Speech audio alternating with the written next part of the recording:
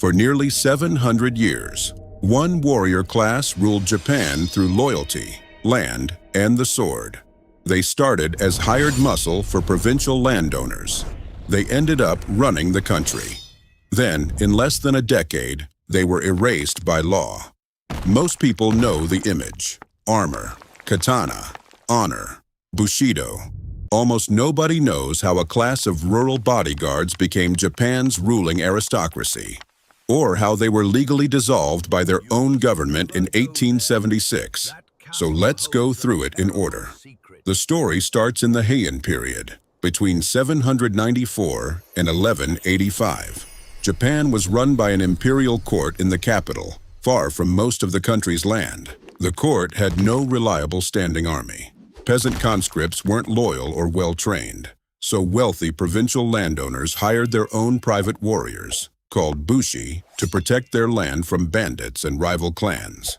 These were the first samurai, not nobles, just paid protection for people with property worth defending.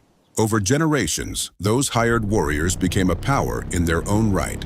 By the late 1100s, two warrior clans, the Minamoto and the Taira, had grown strong enough to fight for control of the country.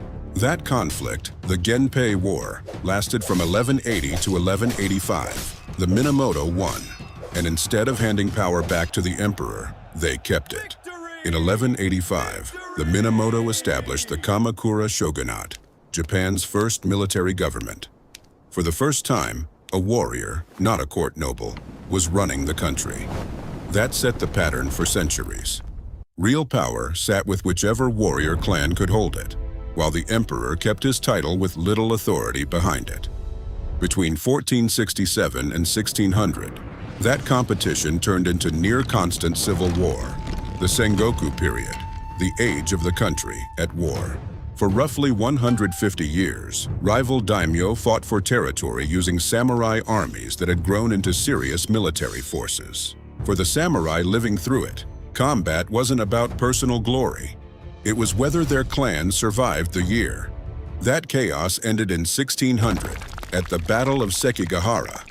Tokugawa Ieyasu defeated his rivals and unified the country.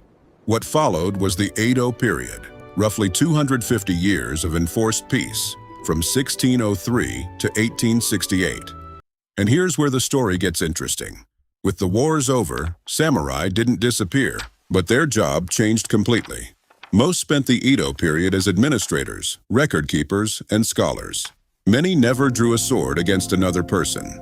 And it's during this long peace, not centuries of warfare, that much of what we now call Bushido actually got written down. Loyalty, honor, and self-discipline existed earlier, but they were systematized largely by peacetime samurai trying to define what it meant to be a warrior class with no one left to fight. That peace lasted until 1868, when the Meiji Restoration returned power to the emperor and began dismantling the feudal structure Japan had run on for centuries. Japan wanted to modernize fast and build a Western-style national army. A hereditary warrior class didn't fit that plan. The dismantling was swift. In 1876, the government issued the Hitori Edict, banning samurai from publicly carrying swords, the clearest symbol of who they were. Many lost their stipends, their status, and their reason for existing as a separate class almost overnight. Not everyone accepted it quietly. In 1877, former samurai leader Saigo Takamori led an armed uprising, the Satsuma Rebellion, often remembered as the samurai's last stand. His forces, fighting in the old style, were crushed by Japan's new conscript army, ordinary soldiers armed with modern rifles. The irony is hard to miss.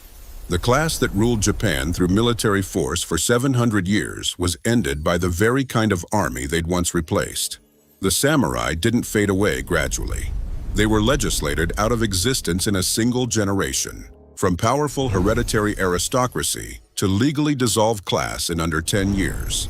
A class that shaped Japan for 700 years was dissolved faster than most people alive today have been alive.